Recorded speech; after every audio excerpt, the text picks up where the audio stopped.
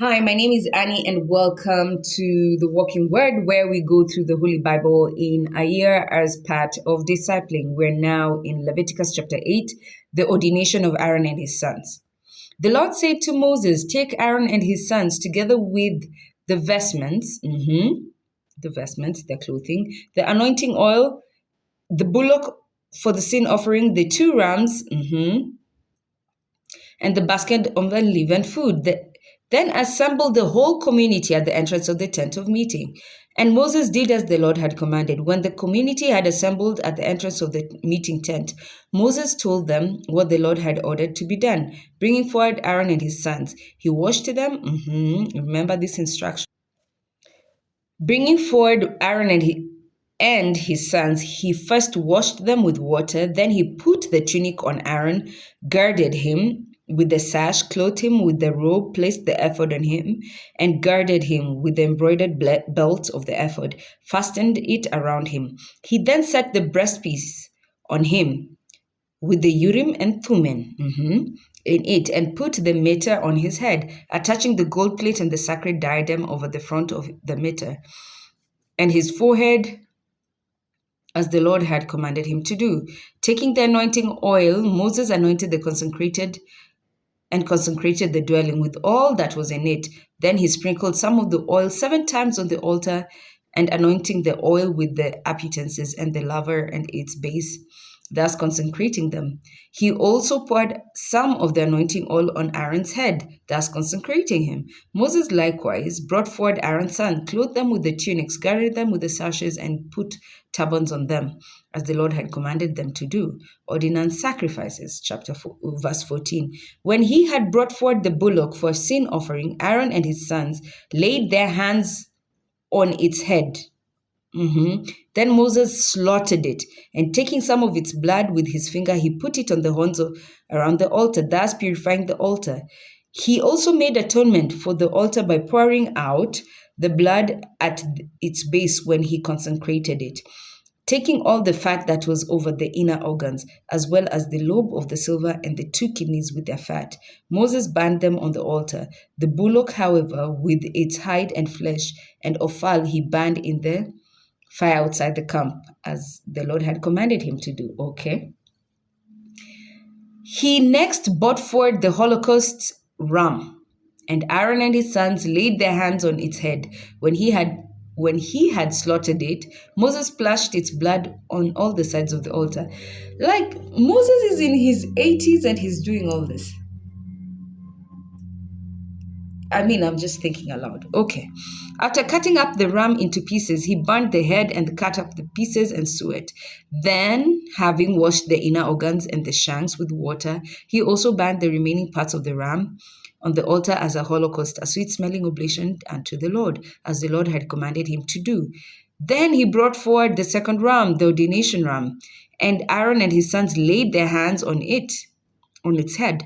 Okay. When he had slaughtered it, Moses took some of its blood and put it on the tip of Aaron's right ear, on the thumb of his right hand, and on the big toe of his right foot. Moses had the sons of Aaron also come forward, and he put some blood on the tips of their right ears, on the thumb of their right hand, and on the big toes of their right feet. The rest of the blood he splashed on the sides of the altar. He then took the fatty tail, and all the fat over the inner organs, the lobe of the liver, and the 2 kidneys with their fat, and likewise the right leg. From the basket of unleavened food that was set before the Lord, he took 1 unleavened cake, 1 loaf, 1 bread made with oil, 1 wafer. These he placed on top of the portions of the fat of the right leg. He then put all these things into the hands of Aaron and his sons, whom he had waved them as a wave offering. Remember, we said wave offering is a raised offering. So when you put your hands up and you're raising it up into the Lord. Okay. Then he put all these things into the hands of Aaron and his sons, whom he had waved them as a wave offering before the Lord. When he had received them back, Moses burned them with the holocaust on the altar as the ordination offering, a sweet smelling oblation to the Lord. He then took the breast and waved it as a wave offering before the Lord. This was Moses' own portion for the ordination ram, because remember God's instruction, whoever presents it then is allowed to partake of it. All this was in keeping with the Lord's command to Moses, taking some of the anointing oil. And some of the blood that was on the altar, Moses sprinkled with it Aaron and his vestments, and as well as his sons and their vestments, thus consecrating both Aaron and his vestments and his sons and their vestments. Finally, Moses said to Aaron and his sons, boil the flesh at the entrance of the meeting tent, and there eat it. Remember, you have to eat these sacrifices in a sacred place, okay? And there eat it with the bread that is in the basket of the ordination offering, in keeping with the command I have received. Aaron and his sons shall eat of it.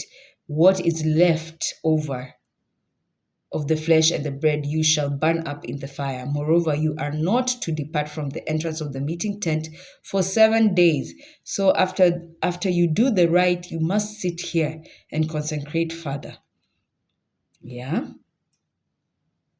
Until the days of your ordination are completed. Okay? Until the days of your ordination are completed, for your ordination is to last for 7 days. The Lord has commanded that what has been done today be done to make atonement for you. Hence, you must remain at the entrance of the meeting tent day and night for 7 days, carrying out the prescriptions of the Lord. Otherwise, you shall die.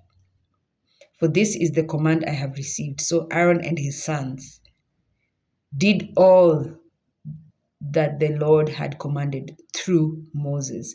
So the number 7, we see it again.